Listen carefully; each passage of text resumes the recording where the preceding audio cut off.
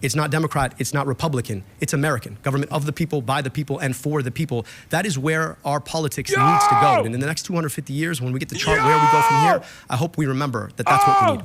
60. It is time for our first question in Debate Week in Michigan. Again, welcome to both of you. The first question will go to you, sir. The number one issue facing people from coast to coast and right here in Michigan is no surprise. It's inflation, it's affordability. Everything costs too much. You can't fix it all. But if you're elected to the U.S. Senate, tell me one proactive thing you would do to make Michiganders' lives more affordable. 60 seconds, sir. I've been up and down my state, 110 different cities, 450 public events. No matter where I go, people say the same thing. I just can't afford to live here anymore. I am so worried about the price of groceries. I can't afford my gas. It's $5. I'm worried about getting sick because I can't afford my deductible. There's a number of things we need to do. Number one, we need to tackle healthcare by guaranteeing everybody healthcare without a deductible, a premium, or a copay through Medicare for all. Number two, we need to stand up to the monopolies and oligopolies that are picking our pockets. Number three, we need to stand up to increase wages. And that means standing with unions like the UAW and the nurses who've endorsed us. It means making sure that we are standing with Michiganders in their moments of crisis by making schools somewhere that our kids can go, by addressing the potholes that cause punctured tires every time you try to drive anywhere. But all of this has to happen by way of getting the corruption out of our politics. So long as corporations are buying politicians, we can't actually enact these solutions because they're getting the policies that they signed up for when they pay for their politicians. Congressman Stevens, 60 seconds. Well, thank you so much, Wood TV, and to everyone across Michigan tuning in tonight. As your next United States Senator, I will run through anyone and anything to lower costs. My no tariff on groceries bill. My bill to lower your utility bill. Look, I'm the only person running for United States Senate in Michigan who is not a millionaire. I am not trying to sell a book or a podcast. I'm the only one on this stage who doesn't have a talent agent trying to pitch me for paid speeches. And unlike my opponent, I'm not running at the first mic or camera I see. Instead, my head is down doing the work for the people of Michigan who need the work to be done. We do not need a celebrity senator. We need a workhorse. And as the most effective lawmaker for Michigan in the House of Representatives, if you want a fighter and an effective leader for our state, that's me. We also don't need politicians bought off by corporations. In this race, you've probably seen ad after ad after ad. Not one of those ads was brought to you by the Congresswoman's campaign. All of them brought to you by corporate PACs and APAC, trying to buy a politician who's going to do their bidding instead of yours. That's been the story of our politics for far too long. The question is not whether or not you're a millionaire. The question is whether or not you are bowing down to billionaires. And for too long in our politics, we've watched politicians beg for those dollars only to do that bidding when they actually get to office. That has been the story of my opponent. If you want politics is different, I'm the only one who's never taken a dime from a corporation. Congresswoman, 30 seconds. Well, look, transparency is oh so important. And this is why I have released my tax returns. My opponent, Abdul, he said that transparency is key, but yet he hasn't released his tax returns. Abdul, you talk about getting money out of politics and putting money in people's pockets, but who is putting money in yours? What are you hiding? Moving to our next question, it'll be first to you, Congresswoman, with a 60-second response. The Trump administration had been negotiating an agreement to end the conflict in Iran, but within the last hour, we are told that the United States military has launched a series of what they call powerful strikes after commercial ships were struck in the Strait of Hormuz. The question is, what should our policy be going forward with Iran? 60 seconds. Well, our next United States Senator has one mission and one mission only, and that is to fight for the people of Michigan and represent the people of Michigan's interests. Donald Trump selling us out to this war in Iran that no one asked for, that is raising costs for every Michigander, is totally unacceptable. But here's the deal. In terms of the goal that I have long fought for and pushed for in the United States House of Representatives and what I will work for in the United States Senate. We need long-term peace. Donald Trump has failed us. The Prime Minister of Israel has failed in that regard. And he was just coming after me on this today. Look, I am unafraid, Michigan. You are my North Star, and no illegal wars, no unilateral wars at our expense. 60 seconds. I think it's worth asking why we got into this war in the first place. There is one man who's been wanting this war fought, and that is the Prime Minister of Israel. And the reason that we've seen this war fought is because the impact of AIPAC in our politics. AIPAC has spent tens of millions of dollars in attack ads against me or ads lying about the Congresswoman's record. They clearly want one individual, and it's not me. And ask yourself why it is that we are paying $5 gas. Why it is we can't seem to get out of this quagmire. It's because for too long, our foreign policy has been handed to us by the likes of the state of Israel. They coordinated and it. AIPAC, Israel coordinated that on made sure CNN. that Democrats and Republicans are 100%. doing their bidding. I don't take that money. They are spending against me because they've called me the most dangerous candidate for the U.S.-Israel relationship, because maybe I don't want to waste our money fighting wars we don't need to spend, and instead I want that spent here to rebuild our schools here, to make sure we have functional infrastructure here in Michigan, to make sure that we have healthcare here in Michigan. And so long as our politicians continue to be bought off by AIPAC, do not be surprised when we fight wars that are in their best interest, to annex Israel, to annex Lebanon, or to do genocide in Gaza. Congresswoman, 30 seconds. Well, Abdul, I would say no one is afraid of you. And in fact, the GOP is spending thousands of dollars to prop up your campaign because they think they will make it easier for Mike Rogers to win if you are the nominee. I do not plan to make anything easier for Republicans. Stop slamming the desk. I do is I take on tough Also, fights here's a for good Michigan, counter. tough races, and I GOP, win you for say us. GOP spending money on me. 30 seconds Guess to who wrap is up this also question. spending money on you? AIPAC, If funded by GOP Congresswoman donors. Stevens makes it, or Mike Rogers wins, either way, Israel will win. AIPAC is perfectly fine with either of my two opponents because they know that they will have a comfortable, reliable vote in the U.S. Senate. If you want politics to work for you, if you want politics to rebuild your schools or fix your infrastructure or to invest in your health care, you have an alternative choice. We're running to get money out of politics, put money in your pocket, and pass Medicare for all. There's a reason that both Chuck Schumer and Donald Trump don't want to see me on the inside of the U.S. Senate, because I'm a threat to politics as usual. Moving on, but staying in the Middle East, despite a ceasefire, the humanitarian crisis in Gaza continues, and Israel maintains that eliminating Hamas remains essential to its security. What, if any, is the role of the United States in trying to resolve this long-standing impasse? 60 seconds, sir. Well, I'll tell you this. For a long time, every president has said that they believe in a two-state solution. The problem, of course, is that our policy has been to subsidize the Israeli military to the tune of billions of your tax dollars every single year. And their goal is to foreclose on the possibility of a Palestinian state. I believe in international law. I believe we have to hold every country to international law, which means to me that we need to stop funding the Israeli military in unilateral blank checks. That also includes Egypt, that includes Saudi Arabia. I also believe that we cannot continue to sell weapons to a country that is doing human rights abuses, genocide, and apartheid. I also believe that we need to stop running cover for what has become a rogue state that is now trying to annex southern Lebanon. And I also believe that your money needs to be spent here, because at the end of the day, the ultimate losers are you and me, the taxpayers who paid that money to provide good infrastructure, build schools, provide health care for our own kids, not to watch it get sent to buy bombs and tanks that end up annihilating other people and their children. Congresswoman, 60 seconds. The goal has to be long-term peace, and this is what I have longed worked for. I stood alongside families who had relatives taken hostage by Hamas, and I called for a permanent ceasefire. The difference between my opponent and myself on this issue is that I believe in a two-state solution. I can say that Israel has a right to peacefully exist alongside the people of Palestine and in Gaza. It is very clear that Mr. Netanyahu has not made us safer, has not brought us closer to peace, and he's endangered Jews here in America and around the world. This is why he was just trashing me today on CNN. I am not afraid of bullies. I am not afraid to stand up, and I continue to stand up for humanitarian aid for the U.S. to work with the countries in the region and get aid into Gaza.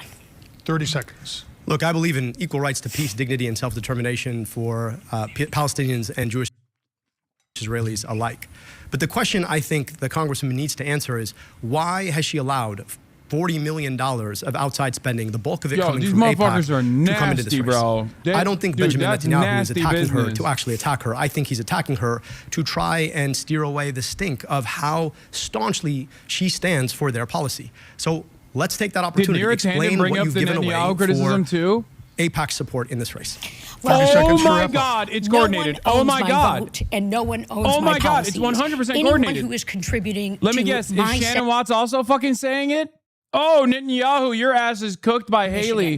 What I did when I served as chief of staff on the U.S. Auto Rescue, saving 200,000 Michigan jobs, and what I have done to get the CHIPS and Science Act passed and signed into law. What my opponent needs to answer is why is the GOP spending thousands of dollars to prop up his campaign, saying that he will make Mike Rogers the next U.S. Senator? All right, we're going to move on. As I told you before we started, we have a lot of viewer questions. Amber Kriska is my colleague, and she will be presenting those. You'll be able to see them there. You'll be able to hear them in the studio. If for any reason they are not clear, let me know, and I will repeat them. Here is Amber with our first viewer question.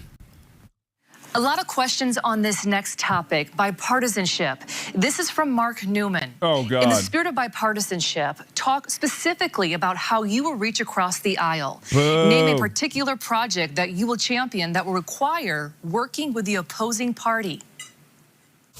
Congresswoman, 60 seconds. Well, I don't have to just talk about what I would do. I can certainly talk about what I have done in terms of passing bipartisan legislation like the CHIPS and Science Act. But to answer our viewers' question very specifically, I have a plan to lessen Michigan and the United States' dependence on China, to lower cost and to create those good manufacturing jobs. That is day one legislation for me in the United States Senate.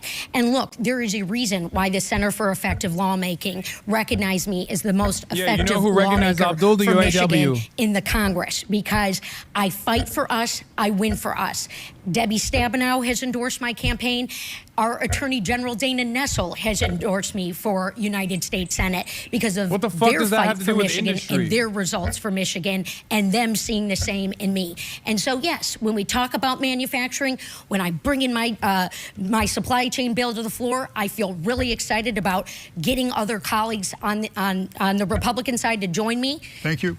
Move on. Dr. El-Sayed, 60 seconds. I'm proud to have been endorsed by the UAW. And the reason that they've endorsed me is because they understand that I am a fighter for working people. I can tell you that there is bipartisan support already to blow up the USMCA, which has been a cancer on our manufacturing industry in Michigan and the industrial Midwest in general. That is a bill, of course, that my colleague actually voted for. And I think there's bipartisan consensus that that has been a danger. We have an opportunity to rethink trade policy to make sure that we're protecting good union jobs in this state and in this country. And I think that means rethinking how we do tariffs. Now, Donald Trump's version of tariffs is like chemotherapy, but you give the patient all the chemo at the same time.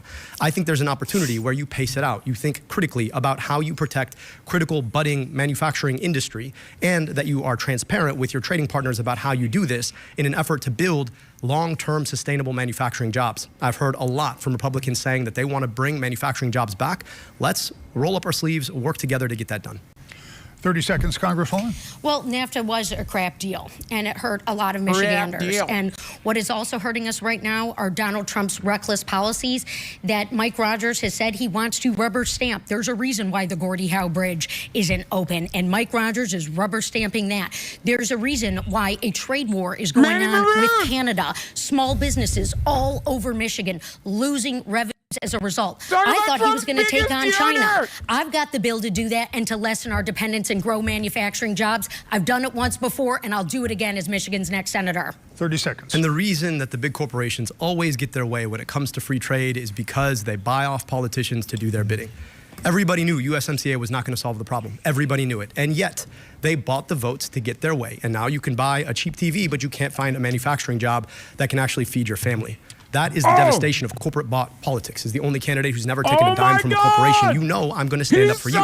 It's the reason. Again, the UAW, nurses, AFT, have all supported us because when it comes to the choice between working people and corporations, I will pick people every time. Yeah, and it's the only reason you haven't released your tax returns. All right. And 15 labor unions are endorsing me. Thank you. I yield, Rick. Yes. Amber has another. Sure, go Can I ahead. respond? Quickly, very quickly. Yeah, I took the same extension that the Congresswoman took every I'm single talking year about she your was in tax returns, Congress. Abdul. Every You haven't single year. released your tax All right, returns. we're You gonna don't move need an on. extension I think to do there's that. a process Who's putting there. money in your pocketbook? We're going to move forward with another viewer question. Amber is here with another viewer who wants to know where the two of you stand. Is the Democratic Party shifting? Joe Beelan has our next question. He says, many of my friends who are Democrats are very concerned with the way the party has shifted so far left that the party no longer accurately represents their views. Will you continue on the current party path, or will you pursue your own path of leadership? No. 60 seconds for you. I'll pursue my own path of leadership, educated by the countless days that I spent talking to Michiganders across 110 cities, 450 public these events. questions are off. Now, here's the thing about it. There is no left or right. Most people out there aren't asking, where do I fit on the left-right spectrum? They're asking, can I afford my groceries when I go grocery shopping? What's going to happen if I get sick or my kid gets sick? Why does my kid's school look the same way it did 30 years ago when I went there? And the answer to that question is that for too long, politicians on both sides of the aisle have taken the same corporate corrupting money.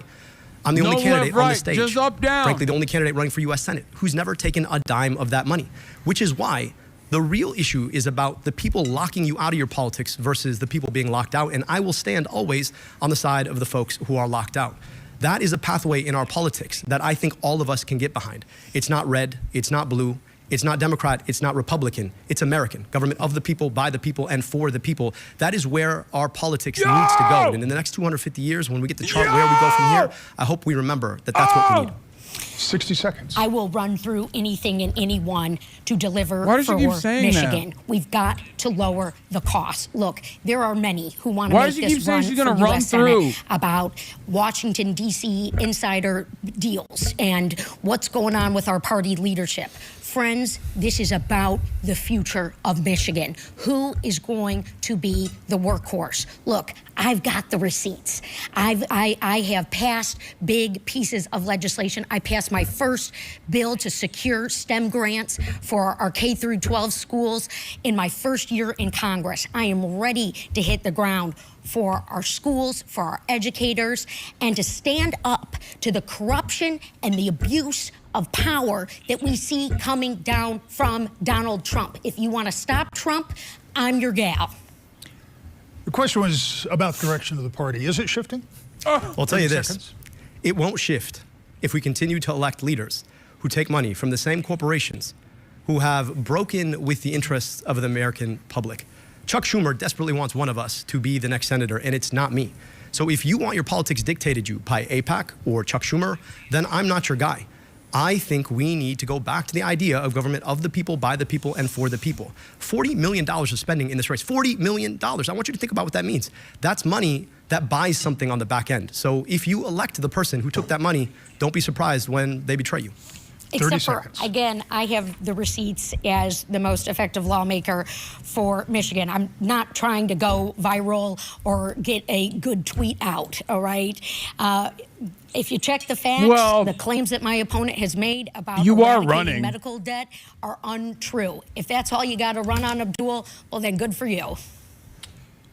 It's worth noting here that over the weekend, a third candidate that was in this race dropped out. That leaves the two of you. One of you will face Republican Mike Rogers, as you both talked about a little bit here. Congresswoman Stevens, you've been endorsed, as you said, by former Senator Debbie Stabenow, former Governor Jennifer Granholm, and as you said, by the Attorney General. You have, Mr. El-Sayed, been endorsed by Bernie Sanders, Congresswoman Alexandria Ocasio-Cortez, and a number of others. I went to both of your websites, long list of endorsements.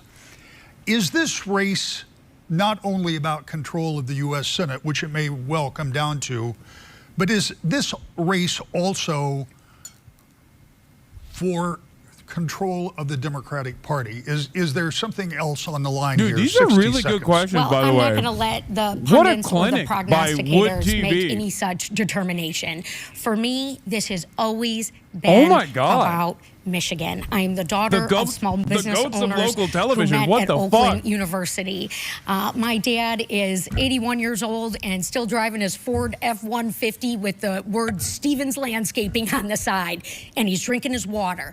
Look, it's that value of hard work, that ethos that I grew up with that has always long motivated my approach to public service. And the reason I have put up my hand to run for U.S. Senate is because of what I'm hearing from Michiganders, because a fully paralyzed veteran reached out to me and asked me if he was still going to get his benefit check because he saw Elon Musk walking around with a chainsaw. Oh, she's doing the thing. She's doing the Kamala thing. My mother was a small business. My father was an F-150. Of power, and you better believe from the United States Senate, Michigan's voice will be heard with me. 60 seconds.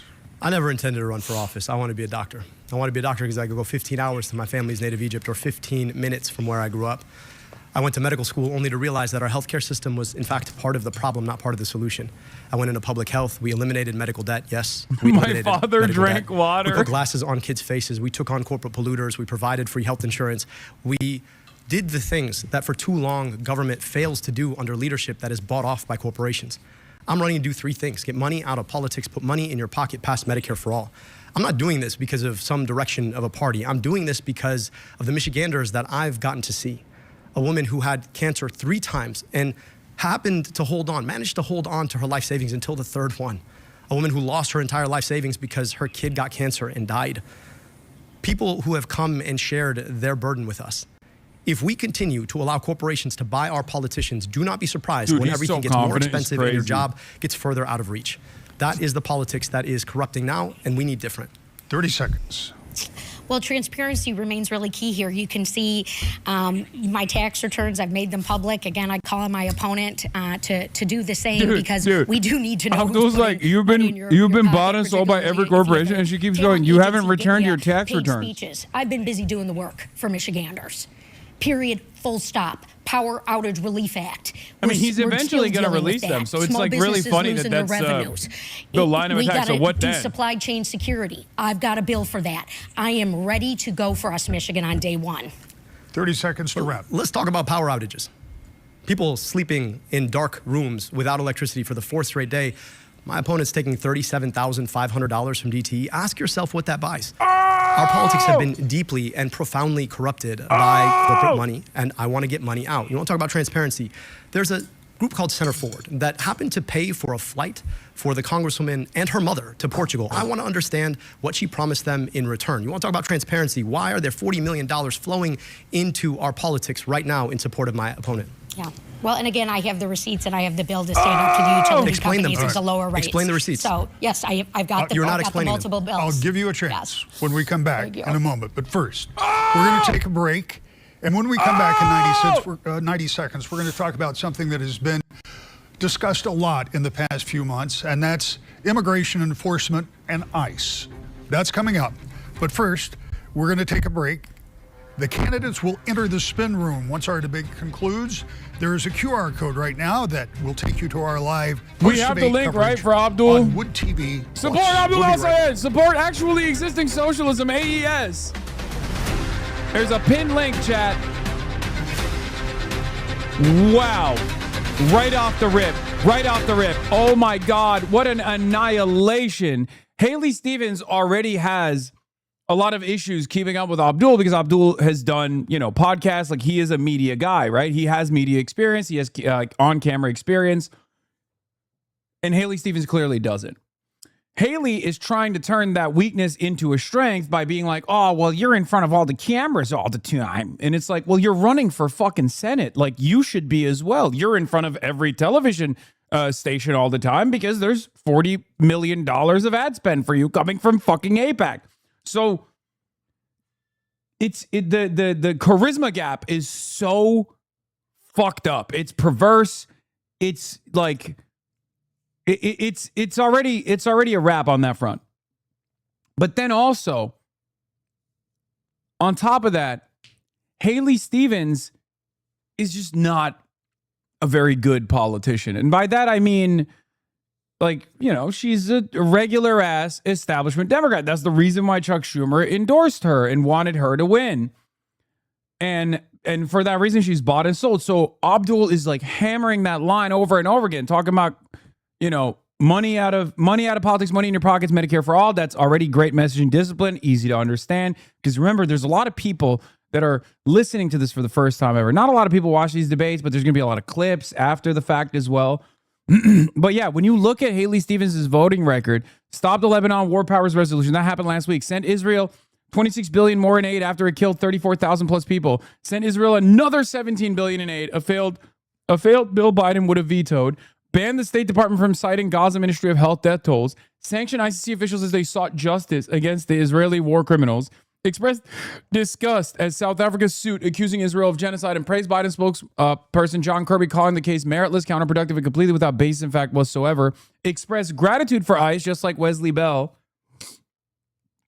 and forced through the TikTok sale or ban it in the U.S. if it wasn't sold. So he set up a trap. She's talking about her resume, and he's talking about the problems in the status quo. Her resume obviously didn't help. That too. I will say we don't know. I mean, this is coordinated, okay? This is 100% coordinated. I had to make note of this for the record. Oh, it's back. Okay, let's get into it. I just want to be clear. I went to Minneapolis at the height of Project Metro Surge. I watched as our government laid siege to a city in our own country. It was awful to see. ICE is not about immigration. ICE is not about the southern border. I was on nearly the northern border. ICE is about normalizing paramilitary force on our streets. I've been clear that you can't reform ICE. You can't retrain ICE. You have to abolish ICE. Now, that's not to say that we can't secure our border. That's not even to say that we can't actually enforce our immigration policy. That is to say that we shouldn't do it at the edge of destroying our Constitution itself. ICE is a new agency. It is younger than I am. We have done this in the past in a way that respects the basic rule of law.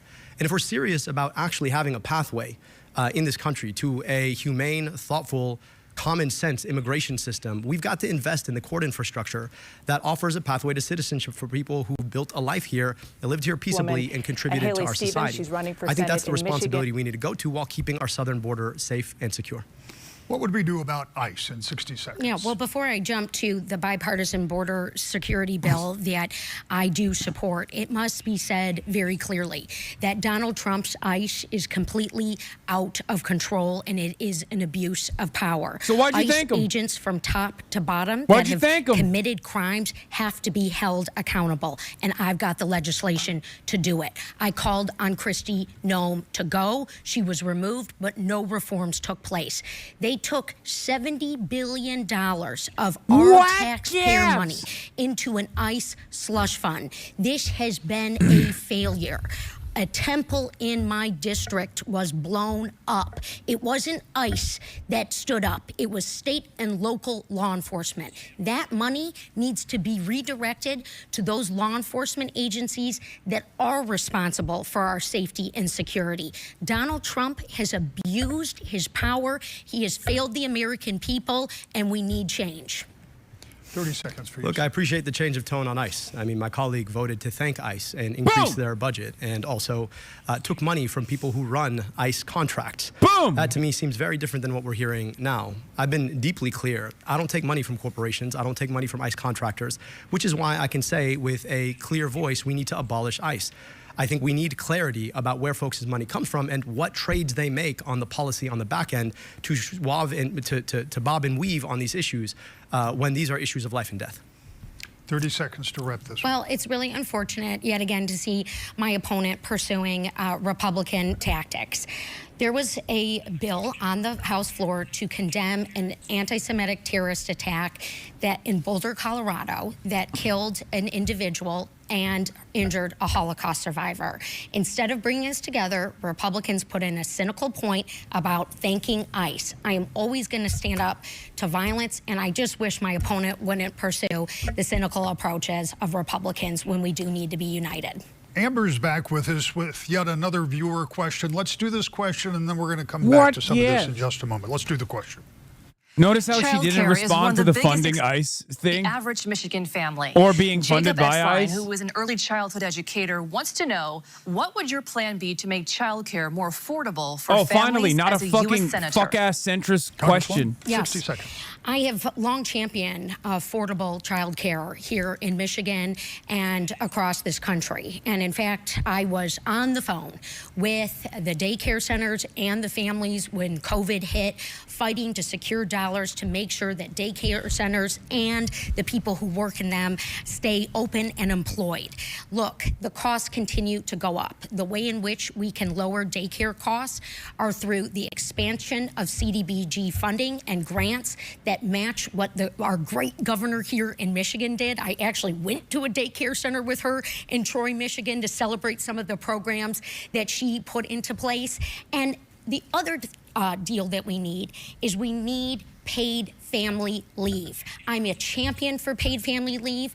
We need to secure the ability for new mothers and fathers to have that precious time with their newborns. That's another critical step. I've got the record.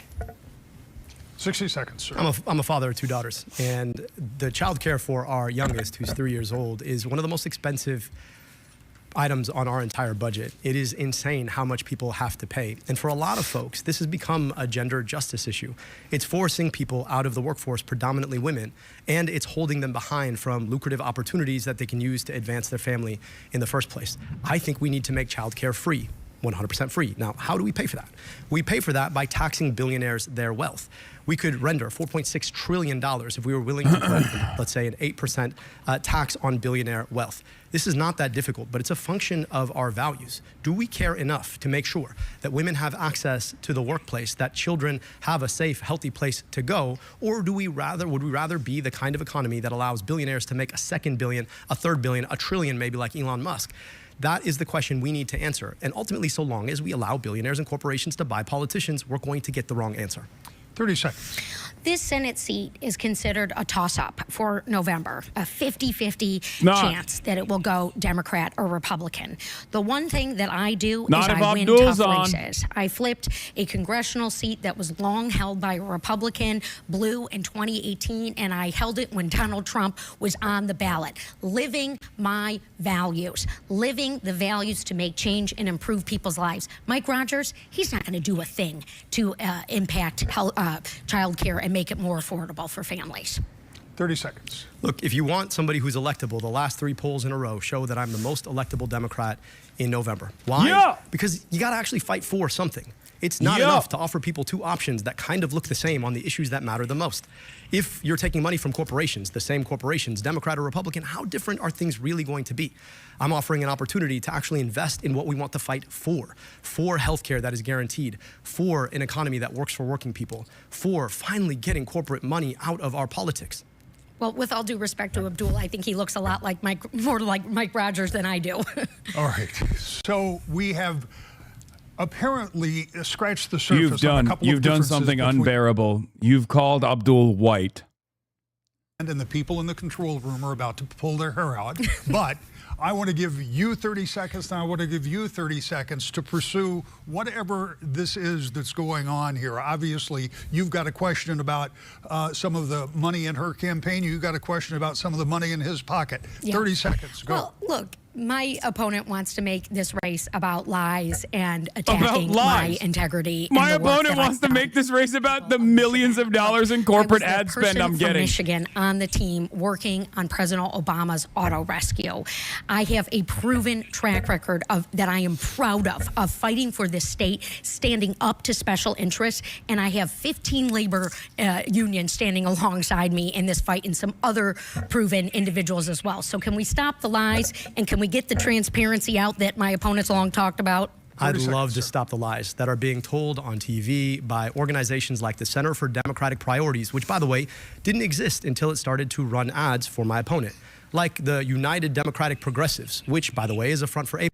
Like Center Forward, which bought airline tickets for my opponent, for her mother and herself to go to Portugal. I don't know what they talked about. I don't know what they did. So if we want to talk about lies, I think it's really important for us to understand who's paying for them and what was said on the back end to allow them to be told. Because $40 million, it doesn't come for free. So is the GOP... I'm glad we got that all cleared up. So we're going to get back to these questions. I want to talk about data centers for a minute. I'm going to give you a premise. You can agree with it, you can disagree with it, but here's my premise. Data centers are going to be built somewhere no matter what happens in Michigan. So the question is, Are we better off to have some of those centers here, or should they be actively opposed, as they have been by many citizens in meeting after meeting across the state? And it's first to you, sir. 60 seconds. Look, right now people are scared to death that there's going to be this gigantic data center put in their backyard so people like Mike Rogers can make gender-affirming videos about how buff they really are. I think we have to be serious about the fact that these pose real dangers, and the people who are pushing them are the richest, most powerful corporate CEOs in the history of our economy. And so we've put forward a terms of engagement. We want to make sure that if you want to put a data center anywhere, that it's going to meet the following terms: all union labor, no raising our utility rates, increasing our utility reliability, not touching our water, and then there has to be a community benefits agreement that's negotiated in good faith with all the money put up in escrow, and this has to be fully enforceable, including shutting down the data center. That has to be passed at the federal level. Now, here's the thing. Big AI has huge super PACs that guess who they're funding, not me, the other person on the stage. I won't forget your planner defending. And so the question for us is, are we willing to actually do You're what it takes American to protect first, left people is from third or these fourth, risks, not sure what's second, or maybe are we gonna rich? let them roll us just like corporations I continue lost to roll respect our for you. You're a politicians dancing over and monkey. over again? Hell yeah. Congresswoman, 60 seconds. Yeah, well, look, the citizens need I to be love the heard DNC. on innovation and data centers. And it is up to federal lawmakers to secure the tax code so that these gajillionaire enterprises are paying their fair share. It is unacceptable that rates would go up as a result.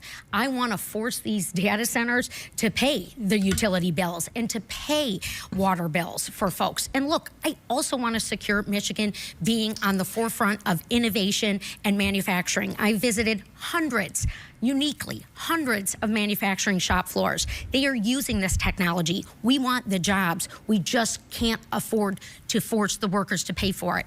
And look, yet again, my opponent takes jabs, except for he won't denounce the GOP when they are funding his operation and his candidacy, and now bragging about the false polls that they're putting out that he's going to be the best one to beat Mike Rogers. That's me. 30 seconds. I'm sure everybody out there thinks that Republicans really want me to win this race. Sure. The real question is, how much money has the AI industry spent in this race?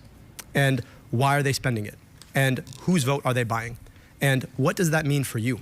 If you want a future where AI is fully unregulated, where we lose, 50% of our jobs, where a data center sits in your backyard, you have a choice. If you want someone who's going to stand up for the people against the corporations, you also have a choice. Notice none of the answers actually speak to any of the points I'm making about the money that is being spent in these races to corrupt our politics. 30 Because seconds. I have receipts, and the people who are watching this need to evaluate who is running for U.S. Senate, the chief lawmaking role in this country that has the record, that is not a show horse, that is not, I am not someone trying to go viral and shouting into a bullhorn about problems. I am delivering. That is not something my opponent can say. He's great at attacking, and he's great at covering up that his father-in-law is running his super PAC that's spending millions of dollars for him. All right. We're going to move on to a question that you have both addressed, because these go together. And this one will go first to you, Congresswoman. We hear a lot about AI, artificial intelligence, hear about it every day. I doubt that most of us have a really good grasp of exactly what it is, what role it's going to play in our lives going forward, what role the government has in putting guardrails on technology that few fully understand, that could be a positive game changer that is evolving all of the time and is displacing workers already. We know that that's happening. So should the government jump in the business of regulating AI? 60 seconds. Yeah, and look, Abdul is lying. Again, he has a super PAC that is run by his father-in-law that has spent millions of dollars on his behalf, and the GOP is also spending money. It's good to know that his father-in-law isn't involved with AI. Here's the deal. I passed my first AI bill into law in 2020. I don't even know what this line of attack is. All right, in my first term in Congress.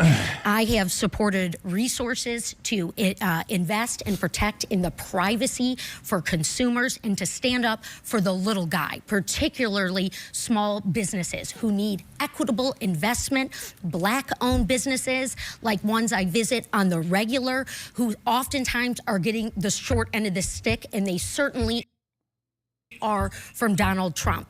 I want to make sure that resources are coming into our communities and that jobs are protected and maintained. We can do this here in Michigan. We just need the right leadership, and I believe that is me.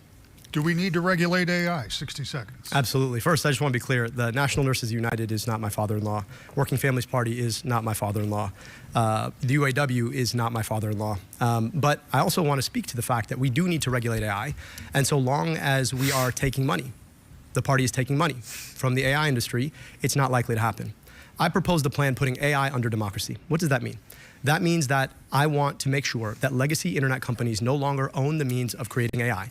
That AI corporations are spun off as public interest corporations, and that at least 50% of their boards are publicly appointed, meaning through the democratic process. I also want real clear guardrails on what AI can and can't do. I want an agency in the government like an FDA for AIs. And I want to make sure that we pass our terms of agreement. I can say all this because I'm not bought off by the AI companies. You talked about that 2020 regulation. That was a giveaway to the AI industry. So yes, if you want someone who's really effective at giving giveaways to the AI industry, you have your option in this race. 30 seconds. Well, I'm pleased that my opponent read my deep fake bill to better detect the use of AI, particularly with our children. It was written alongside the National Institute of Standards and Technology, and I am proud that that passed. His response should be, there are AI data centers everywhere, and we have no control over it. People are terrified. That he can pull while the GOP is supporting his campaign. And look, I worked really hard to make sure that Kamala Harris was going to get elected and that Donald Trump would be stopped. And my opponent did nothing. I don't know what Kamala Harris has to do with AI, but I want to speak to the fact that right now we have a choice.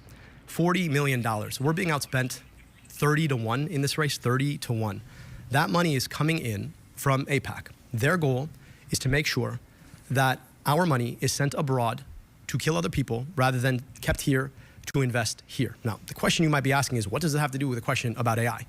Government will continue to work for the people who buy off government so long as we allow people to buy off government. It is that simple. And you're seeing a case in point of that. This next question is one that I take very seriously. I suspect many of the viewers do as well. The national debt is more than $39 trillion. $39 trillion. Now, the interest on that debt's said it about twice. My $1 goat. trillion a year. CBO says by 2036, it'll be about $2 billion a year. That'll be about 25% of every dollar that comes into the national treasury. What do we do to begin to reduce this burden that will be passed along to your children and likely their children? Would you raise taxes? Would you vow to cut spending? What would you do? 60 seconds. Look, as everyday Michiganders know, that a budget sheet is about money in and money out. And for a long time, folks on the conservative side want to tell us that it's all about money out. We're spending too much. But then they do two things. They cut taxes for the richest people in society, and then they cut things like healthcare. And guess what happens? They fight wars that we don't need to fight. So money out goes up, money in goes down, and we run up the national debt. And then Democrats show up, and we're trying to be effective stewards of the national debt. So here's what we need to do. We need to run the play in reverse. How about we end stupid wars we shouldn't be fighting at the behest of foreign governments? How about we start taxing billionaires their wealth so that we can return trillions of dollars to the economy? And how about we invest our money in the things that people actually need, like good education, childcare, good hospitals, and healthcare? Those are the opportunities we have in front of us so long as we don't allow the same corporations and billionaires to buy our politicians so that they keep doing these ridiculous things.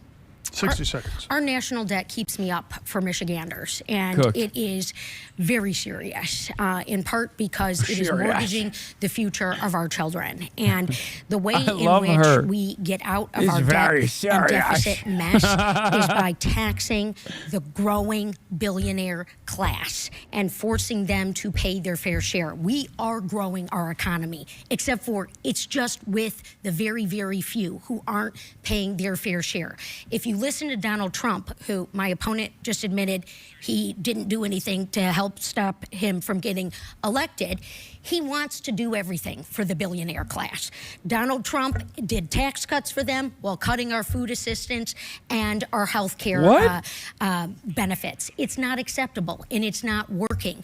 We can't look at the middle class here in Michigan and force them to keep paying. People can't pay their bills right now. People are underwater. I've had two working moms in the last day she's got tell me that. nothing. It doesn't work. So I think this is going to be reduced to I just wanna be Abdul is clear. Muslim, I endorse Muslim, Vice Muslim, President Muslim, Harris. Muslim I by can't the pay end for of the Vice President fucking Harris. I really by the want time we get to Vice President Harris August, to win this it's race. just going to be Now, Abdul ask has yourself the why darkest we were where we were. beard. Because for His too name long, is our Abdul policies Rahman have been wrong on a Mohammed. number of critical issues. And it's been wrong because of the role of special interests in our politics. The same exact special interests who get their way when it comes to our tax system, the same exact special interests that have us fighting stupid wars we shouldn't be fighting, the same special interests who are funding my opponent. 30 seconds for you. Well, look, leadership is going to get us out of our debt and deficit mess. And as someone who has my finger on the pulse of the needs of the middle class here in Michigan, you and your family, and I have the receipts and the track record of standing up for you when it matters, when 200,000 Michigan jobs were on the line, when General Motors and Chrysler were going to go bankrupt, and I worked on that initiative to save your jobs and those jobs. Look, we can use tax dollars effectively without letting our country go bankrupt. Here's another question that Amber has for us, and this one kind of goes along with what we're talking about. Here's Amber. Social Security is a top issue for many Michiganders. This next question is from Mark Luxford. As a senior, Social Security is a very important issue to me.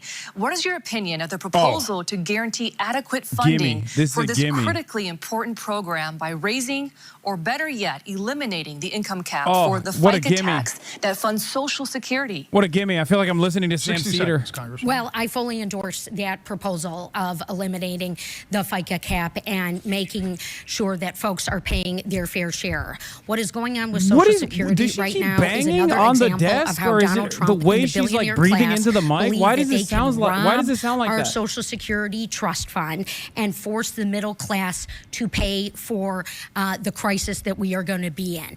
We can fix this. I have also stood up to Donald Trump today and said, rehire the Social Security workers that you have fired, because my constituents, they're on the phone trying to get access to their disability benefit, their retirement benefit, and no one's picking up. And again, these are programs that folks have paid into. I believe in it. Mike Rogers, Donald Trump, they're going to sell us down the Potomac River. 60 seconds. I've talked to so many seniors who are struggling. They're struggling because they paid their home off 30 years ago, but the property tax is getting too high. Their premium on their Medicare is unaffordable, and their Social Security just doesn't cut it. And they're worried they might lose that Social Security. Say yes, So yes, Abdul. absolutely, we have to lift the cap. It would make Social Security sustainable, but we've got to go further. I think we need to be eliminating the premiums, the copays, and the deductibles on Medicare, and we need to make Medicare fully sustainable by extending it to everybody. Medicare for all would do exactly that. On top of that, I think we need to be freezing property tax for seniors. If you paid off your home at some point, we can't expect you to keep up with property taxes that are going up. Now, how do we pay for that? Well, again, if we tax billionaires their wealth, if we were to invest in the Department of Education so that we're paying centrally he's gonna for win public every schools in an old equitable person's way, vote. there are a lot of opportunities for us to lift the burden off of seniors who've done their job. They've worked extra hard. They deserve a dignified retirement, and we've got to be thinking about how to offer them that. Congressman, 30 seconds. They are bankrupting the Social Security Trust Fund. It is unconscionable and wrong, and Michigan is going to have a choice about who it sends to the United States Senate to do something, who's got the vision long-term for a 6-year term to tackle a tough issue, and that is what I have done. Over and over again, I have a plan for Social Security, a plan to be able to work across the aisle if need be, and most importantly, stand up to Donald Trump and Elon Musk in this moment. 30 seconds. Look, I'm here to serve you. I'm somebody who worked in the bowels of city and county government. Those are the kind of jobs where you can't dodge tough issues. You got to show up Monday through Friday and Saturday and Sunday too. You've got to make sure people get the services that they need and deserve. And I know in places like DC, they look down on people who work in local government. But I also think that we need that viewpoint good in the US Senate right now. neutralization. We also need the viewpoint of a doctor, somebody who understands what it's like to make sure that you look people in the eye and deliver for them. And I think we haven't had that viewpoint, frankly, in a Democrat since 1969. I aim to offer that. This is going to be our final question. We're going to limit this answer to 45 seconds. There will be a rebuttal, but 45 seconds on the main question. The current economic tensions with China have created concerns that range from cheap electric vehicles being flooded into some international markets to military concerns over the buildup of China's armed forces and the dependence of our own military on Chinese goods and services. Should we be working to lessen our dependence on China, and how should we deal with a major competitor as well as a major trading partner? 45 seconds. My dad moved to this country to learn to make cars, and he believed in this place. He immigrated from Egypt, the place where that was not possible. And he chose to come here because this was a place where innovation, ingenuity, those were unleashed. We had the mighty UAW who was empowered to make the cars that my dad would design. The challenge, of course, is that corporatism has gotten in the way. I remember when my dad came home in 1996 and said, a company that's more interested in finance than it is in engineering is not going to be a car company very long. Fast forward 2008, there we were. I think we need to make sure our corporations think long-term. I think we need to make sure that we are using trade as an effective way to empower and protect our manufacturing capacity. And then I think we need to unleash ingenuity by investing in research and development. Is a property tax rate, you think, a socialist policy? No, it's not. Place, and Donald Trump has sold that it's way good far sloppyism. Well, to every engineer watching tonight, I know how a CNC machine works and a robotic welder. I am Michigan's manufacturing geek, and nothing is motivating me more than standing up for our manufacturing sector and our jobs, and that means taking on China. Look, I've got the bill. One I also did with Senator Slotkin. No Chinese Cars Act. We have to stop these guys from coming in to our market, lowering costs up the wazoo that only feeds their Communist Party. That's not correct. That's not going to work for us in Michigan. We can build affordable cars. You're running here for in Senate in Michigan. without you're going to having the say, Chinese "I will come in burn a and eat our lunch." BYD Not if I on see my one in my watch. neighborhood." You know what I There's mean? a reason that the UAW has endorsed me in this race. And they endorsed me in this race because I understand that the biggest challenge we have right now, the thing that is throttling our ingenuity, is the fact that our corporations are a lot more interested in a quarterly bottom line than they are in the long-term sustainability of manufacturing. I think we need to think differently. That means standing up to Wall Street, not taking their money to run your campaigns. And at the end of the day, the reason I believe in money out of politics, then money in your pocket and Medicare for all, is because as long as we're taking money from those corporations, we are not going to regulate them. Communist party. I have taken on Vladimir Putin when he stole my constituent, Paul Whelan, and held him in a Russian prison for 5.5 years. I am taking on China now and standing up for our jobs and not letting them flood our markets through the north or the south where technology cannot come in here. This is about our way of life in Michigan. Look how she came alive when it comes to American posturing against foreign adversaries. And defend it and protect it at the lawmaking table. Like, she's even more electric here than when she talks about CNC machines. To stay at 60 seconds with closing That's the establishment Democrat difference. We just celebrated like, our I will 250th send a nuke to the anniversary. I know what my life three-gorges would have been dam. without the opportunity to be born here. I saw that firsthand in summers in Egypt. I know what America can do for somebody. I also knew that 15 miles away, there were kids who never got that same opportunity. We have to build an America that can be what it was for me for all of her kids. And that means we've got to take on the ways that corporate greed have gotten in the way. We need to stand with working people, stand with unions. We need to take on oligopolies and billionaires. We need to guarantee health care through Medicare for all. Across my time touring this state. Yeah, but how will you combat Vladimir Putin? In communist in a living room in China. A VFW hall in Escanaba. People say the same things. It just shouldn't be this hard. Shouldn't be this hard to afford your groceries. Shouldn't be this hard to pay your rent. Shouldn't be this hard to see a doctor in the richest, most powerful country in the world. And that means we've got to build a movement of people to get money out of politics, put money in your pocket, and pass Medicare for all. I hope that you'll join us in building that movement. It's the many versus the money. Oh, I love her so much. I am fed up and fired up. I wish she am wasn't. fed up with Michiganders getting screwed over by bad policies that are coming down the from the table. Trump administration that do not understand the first thing about us and that are raising our costs and impacting our way of life and coming for our jobs. I am fired up, though, to be your next U.S. Senator. I am fired up to lead for us on day one and when it matters, and to be in this fight alongside you and your families.